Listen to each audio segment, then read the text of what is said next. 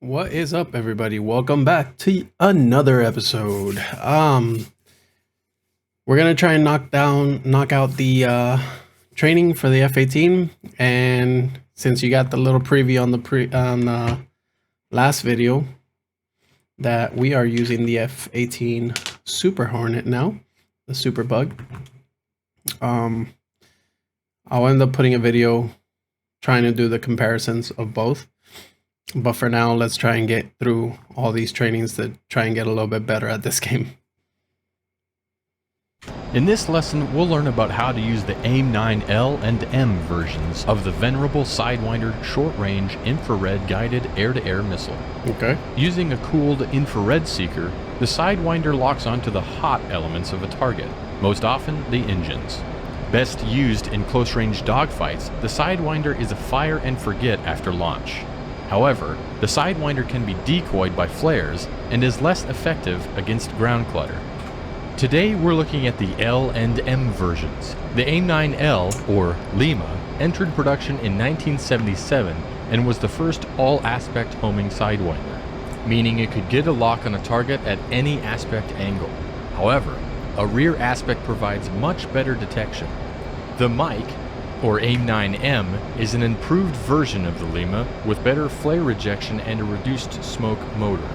In a later lesson, we'll take a look at the AIM-9X and the joint helmet-mounted cueing system. The Sidewinder can be used on both bore sight mode and slaved to a radar-locked target. I currently have the lesson paused as we discuss some of its features. To select a Sidewinder, press down on the weapon select switch or press left, shift, and S. Do this now. When selected with no target locked on radar, the Sidewinder will be in bore sight mode. This is indicated by the single reticle on the HUD that indicates the seeker line of sight. Below on the HUD, you will notice the name of the weapon, 9M in this case, and the number of missiles remaining to the right. To employ a Sidewinder in this mode, fly your Hornet to place the reticle over a target and wait for the seeker tone to change to a higher pitch. This indicates the seeker sees and is tracking the target. You could then launch the missile by pulling the trigger or pressing the spacebar. To allow the seeker to self-track the target, press the cage-uncage button on your throttle or press C when you hear the lock tone. Once self-tracking, the seeker will automatically follow the target within its seeker field of regard. Before trying this though, let's first take a closer look at the AIM-9 format page on the left DDI. Press spacebar to continue. As with the AA gun, you have the remaining gun rounds and master arm indications. Along the wing form are indications for AIM-9 loading. 9L indicates stations with AIM-9L, and 9M indicates stations with AIM-9M. The selected station includes an SEL for selected below it. To cycle through AIM-9 stations, press the AIM-9 select switch on the weapon select switch, or press left shift S. This allows you to switch between AIM-9L and AIM-9M versions. When you are ready, press spacebar and I will unpause the lesson.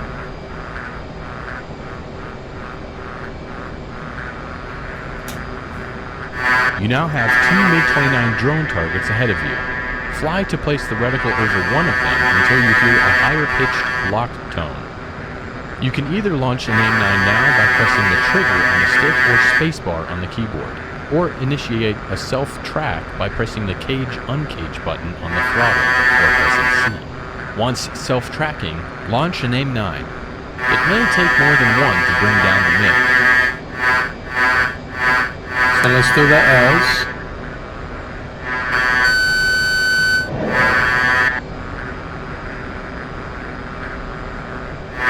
Splash 1. Keep an eye on the second MiG-29 and follow it. We will use a radar-slaved track for that one. Alrighty. Follow the second drone. To lock up the second drone on radar, press up on the sensor select switch or press right alt and semicolon. This will place the radar in air combat maneuvering or ACM mode. Hold on. Hold that thought. So, right alt plus a semicolon.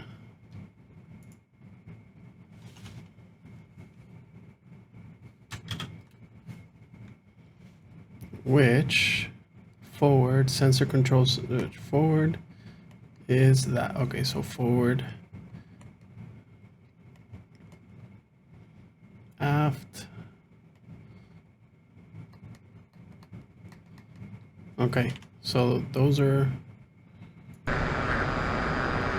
Keep following the second drone. When ACM mode is first selected, the bore sight auto acquisition mode is selected.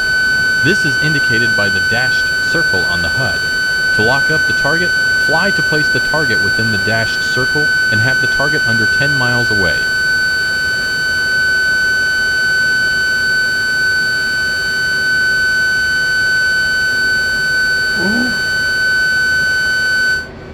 Okay.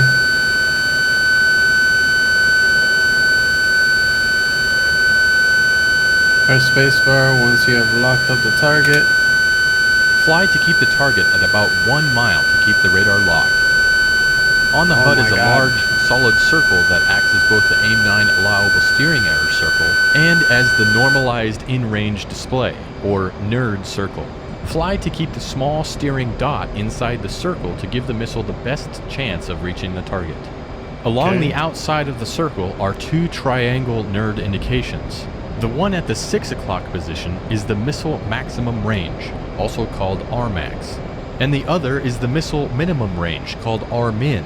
The line inscribing the circle indicates target range, and you want this between RMAX and RMIN to launch the missile. Got it. Also on the HUD is a box or diamond that indicates the line of sight to the locked target, and the smaller circle indicates the AIM-9 seeker line of sight.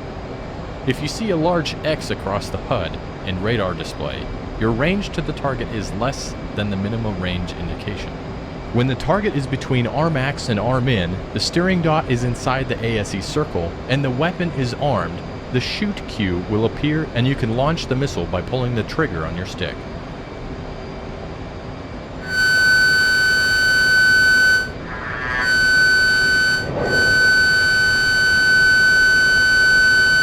Nice job, you downed the second drone.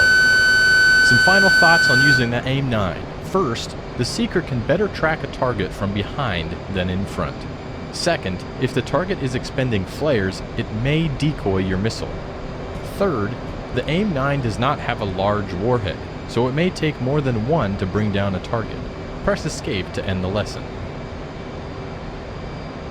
Nice.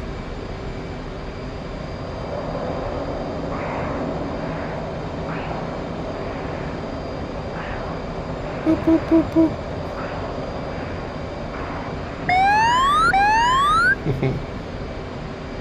Let's...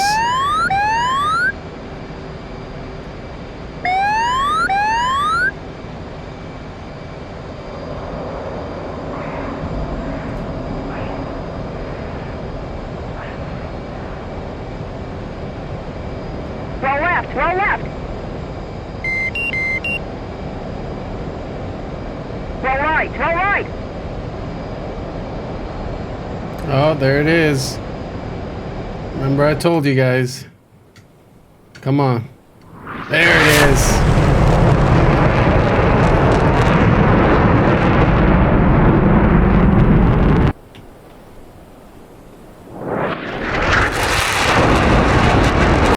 Haha. We got it. It's a cool effect. It's not super high detail, probably because of my computer specs, but it's there and I fully enjoy it every time I see it happening.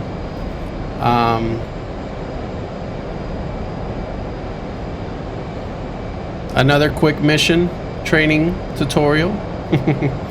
Yes, press escape to leave the lesson, and we will. But before, hit that like, hit that sub, and we'll see you on the next time. Peace.